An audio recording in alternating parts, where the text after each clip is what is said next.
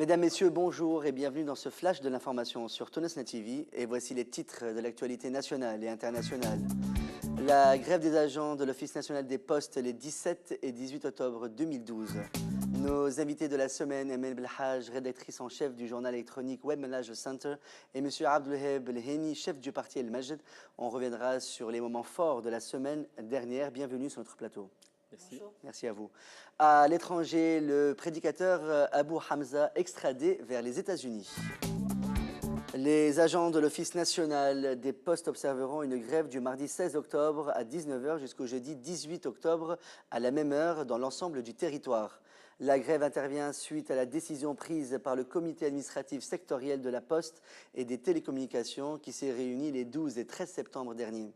L'organe syndical a appelé l'Office national des postes à ouvrir la porte à des négociations sérieuses et responsables avec la structure syndicale autour des revendications listées et consignées au bureau d'ordre central du ministère de tutelle et à l'Office des postes le 18 septembre 2012. Et le moment est venu de discuter avec nos invités de la semaine, Madame Emel Belhaj, rédactrice en chef du journal électronique Web Management Center, et Monsieur Abdelwaheb El-Heni, chef du parti El Majd, comme prévu. On reviendra et on va revenir sur l'actualité de la semaine dernière qui a été marquée par plusieurs événements, notamment le viol de la jeune femme par deux agents des forces de l'ordre, l'échéance du 23 octobre 2012, mais aussi sur les déclarations du chef du parti El Nahda, Rachid El Ghannouchi, sur les ondes d'une radio privée, Shams FM. On rappelle à nos téléspectateurs que le parti El Majd a été fondé en 2011, que c'est un parti centriste et que vous, M. Abdelwaheb El-Heni, chef de ce parti, étiez exilé en 1991 jusqu'en 2011, le lendemain, bien sûr, de la révolution tunisienne, le 14 janvier.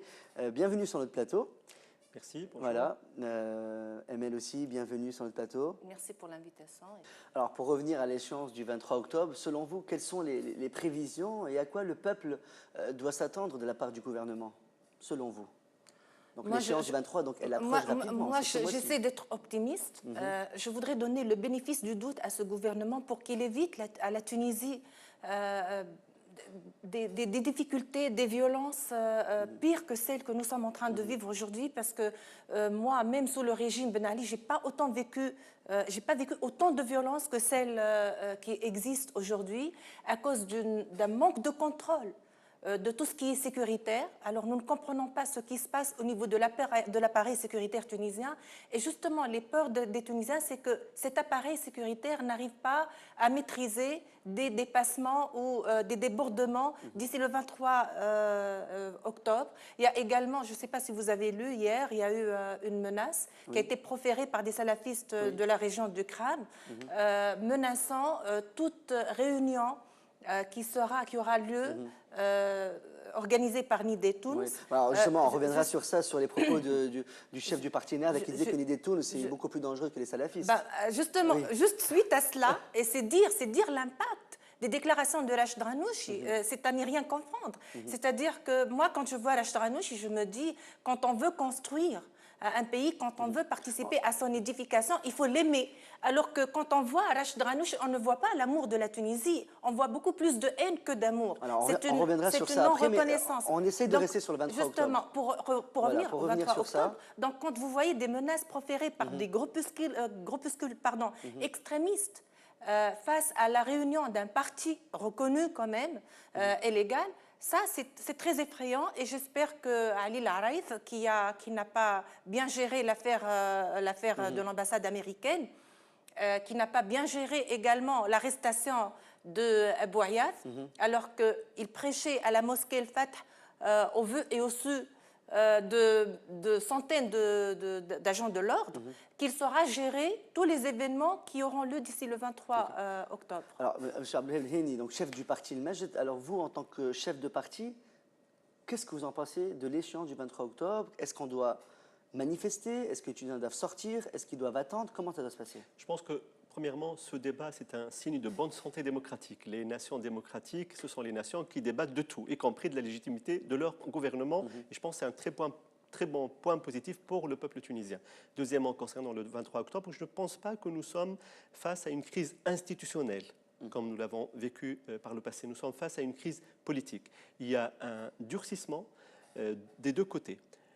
Une part de la Troïka estime que sa légitimité est éternelle, quelque part. Certains parlent de 3 à 4, 5 ans, et elle est globale et totale. Et certains ministres, ils ont sorti des phrases incroyables. Le gouvernement est là, il fait tout ce qu'il veut faire. D'un autre côté, vous avez aussi une sorte de durcissement, une rigidité d'une part de l'opposition qui dit que la légitimité prend fin intégralement le 23 octobre. Et les deux positions rigides ne servent pas les intérêts de la Tunisie.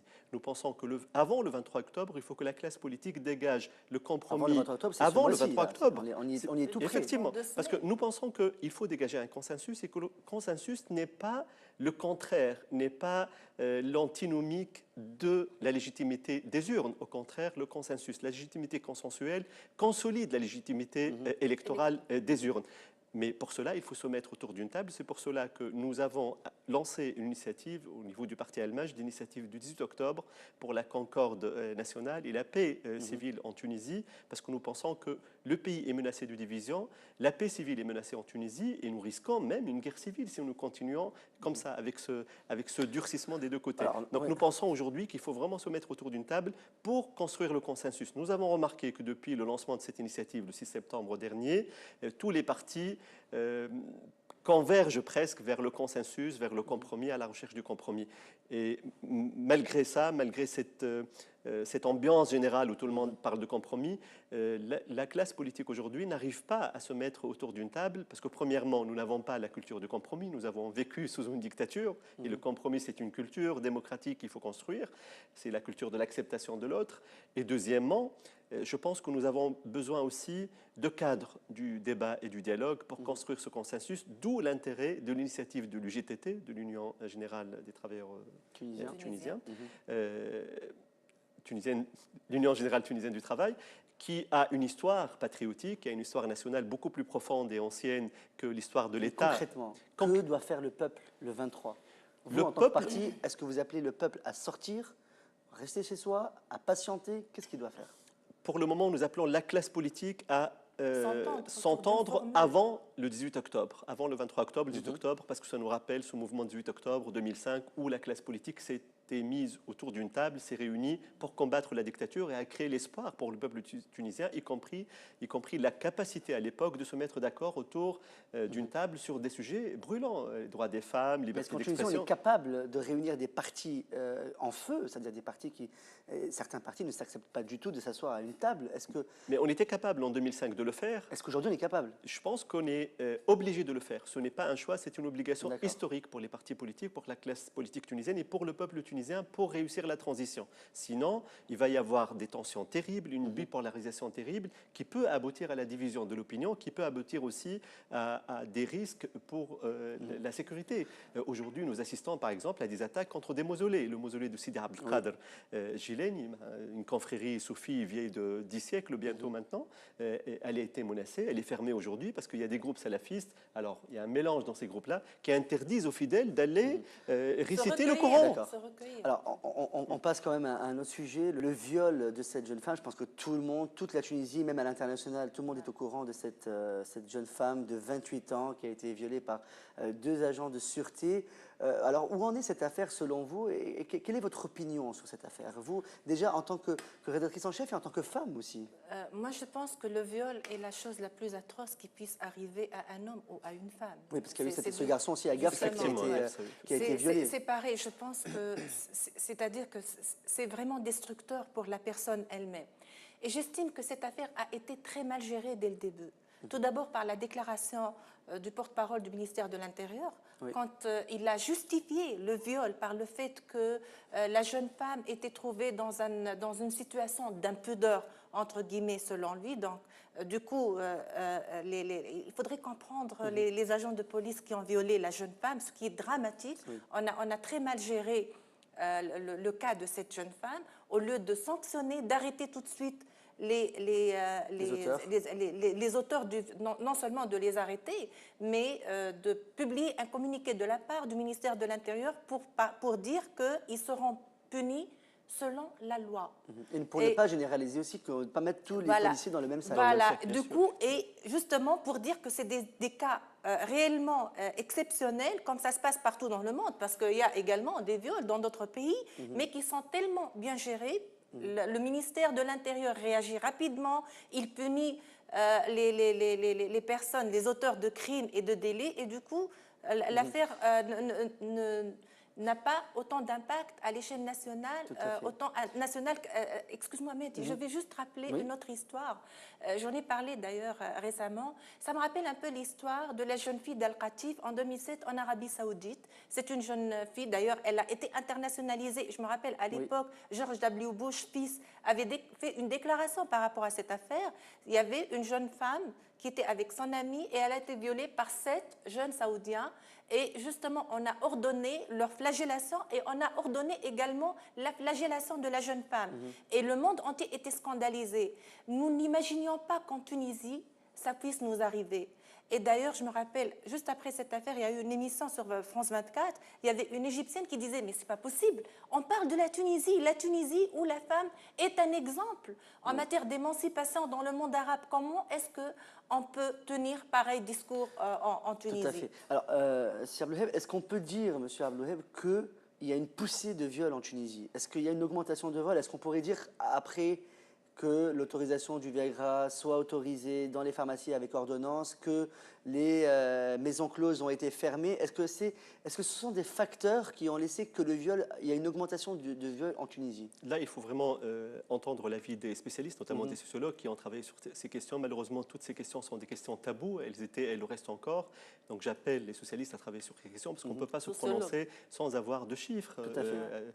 Mais par contre, la gravité de ce cas, parce que le crime, c'est un crime abominable de viol, mais lorsqu'il est commis par des agents de l'ordre, par des agents qui sont payés par le contribuable pour sauvegarder et protéger nos droits. Non seulement ils violent les droits, mais ils violent les citoyens et les citoyennes. Et ça, c'est très grave. Donc, il faut vraiment les sanctions les plus graves. Et le ministre de l'Intérieur ne doit pas attendre la sanction judiciaire. Il doit aussi diligenter une enquête administrative.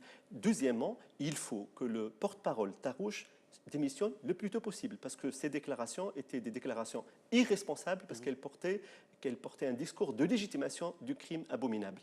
Et les sociétés luttent contre les violations des droits de l'homme en les dénonçant.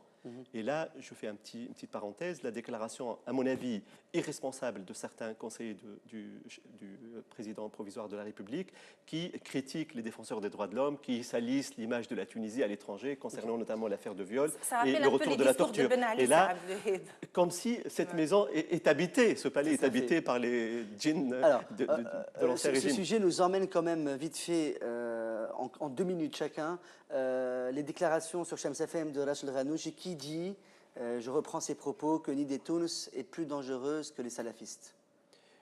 Il est tout à fait possible que Nidé Tounes est dangereux pour le mouvement Nahda que les salafistes, pour des raisons politiques. Par contre, je pense qu'il y a un danger réel aujourd'hui, le retour de la violence, notamment une violence avec des habits religieux et des habits politiques. Ça, c'est très grave. Il faut lutter contre cette violence. Le mouvement Nahda, je pense qu'il est un peu tiraillé entre une aile libérale qui croit à la démocratie et une aile qui pense au futur, aux prochaines élections, qui pense à garder le pouvoir et à utiliser cette frange salafiste comme une force d'appoint électoraliste. Pourquoi pas ne pas l'utiliser pour terroriser des manifestants? On l'a vu le 9 avril. Par exemple. Et donc là, il faut que le mouvement Nahda soit clair sur ces questions-là. Aujourd'hui, après l'attaque de l'ambassade des États-Unis, qui est un indicateur quand même très grave de l'insécurité qui règne dans le pays, je pense que cette question est une question qui est internationalisée aujourd'hui. Les Américains demandent des comptes au gouvernement tunisien. Nous aurions aimé que le gouvernement fasse lui-même les enquêtes nécessaires, arrête les coupables et ne pas entrer. Nous n'appelons pas à entrer en guerre contre un courant politique, qu'il soit salafiste ou communiste ou nationalistes arabes. Nous sommes là pour appeler au respect de la loi, à l'état de droit et à lutter contre la violence d'où qu'elle vienne. Parfait. Quelle est votre opinion par rapport à ça? Tout d'abord, moi je suis contre l'exclusion. Tout comme on avait auparavant justement milité pour qu'il n'y ait pas l'exclusion de Nahda. C'est Abdelheb El-Hen, il l'a fait, lui, à partir de la France, parce que moi, j'ai lu beaucoup d'articles qu'il avait publiés sur le site Tunis News, auxquels nous étions secrètement abonnés, nous, Tunisiens, parce qu'il était interdit. Et donc, on recourait au proxy pour pouvoir justement lire ce site. Donc, je suis contre l'exclusion, je suis pour l'acceptation de l'autre. Maintenant, le problème, c'est que c'est Rachid El Ghannouchi et ses acolytes, parce que c'est vrai, au sein de Nahda, il y a un courant modéré et j'espère qu'il prendra le dessus, même si je ne suis pas très optimiste par rapport à cela. Mais je pense que Rachid El Ghannouchi devrait revoir justement ses positions et ses cartes, parce qu'il est en train de jouer la Tunisie, il est en train de jouer l'avenir des nouvelles générations de la Tunisie sous couvert de ses doctrines à lui-même. Et à chaque fois que Rachid El Ghannouchi faisait un discours, on voyait tout de suite les résultats sur le terrain. Nous l'avons vu quand il a fait ses déclarations par rapport aux journalistes. Oui. Et donc, les violences par rapport aux journalistes ont augmenté. Maintenant, on le voit faire ses déclarations concernant Nidé Tounes, sous prétexte qu'il y a des destoriens. Et alors, il y a des destoriens. On ne peut pas, et là, il faut que les Tunisiens le sachent, il faut avoir le courage de le dire. Les destoriens font partie de l'histoire de la Tunisie. Il y en a qui sont corrompus, tout comme il y a des Nahdaouis corrompus, même si on n'en parle pas. Mais il y a également des Nahdaouis. C'est des êtres humains, ils ne sont pas parfaits, ils ne sont pas des anges. Donc, c'est des êtres humains, ils font des erreurs, ils sont corrompus, ils doivent être sanctionnés par la loi. Mais si on veut justement construire un régime démocratique, il faut que ce soit la loi qui légifère et qui décide de tout. Et ça n'est pas à Rachid El Ghannouchi ou à ses disciples. Et là, je parle de disciples, je ne parle pas de militants, parce que lui, il gère Nahda comme une confrérie, comme une secte. Et c'est pour cette raison que nous avons, en Tunisie, nous voyons apparaître les phénomènes des djihadistes qui n'existaient pas chez nous il y a 5 ou 6 ans.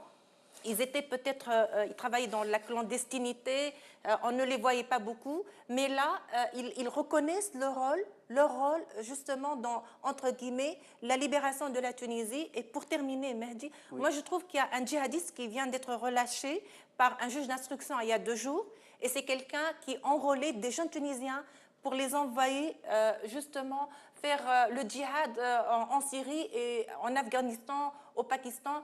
Et je trouve que c'est triste que notre justice, nos procureurs, nos juges d'instruction relaxent ce genre de personnes qui sont très dangereuses pour la jeunesse tunisienne. Merci beaucoup, Madame Amel Blahaj, rédactrice en chef du journal électronique Web Managers Center, et Monsieur Abdelheb Leheni, chef du parti El Majd. Merci beaucoup d'avoir accepté notre invitation sur ce plateau. On continue l'information à l'international. Le prédicateur radical Abu Hamza et 4 co-accusés d'activités liées au terrorisme ont été extradés ce samedi 6 octobre vers les États-Unis, qui les réclament depuis de nombreuses années, quelques heures après le rejet d'un ultime recours devant la Haute Cour de justice de Londres.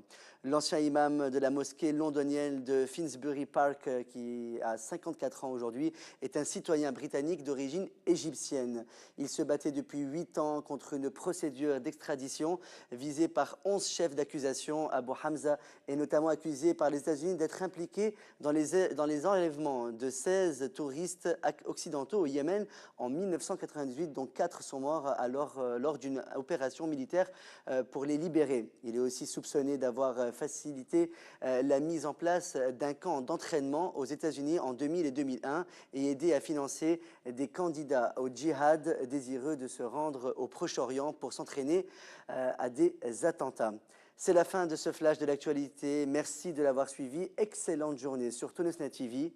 À demain.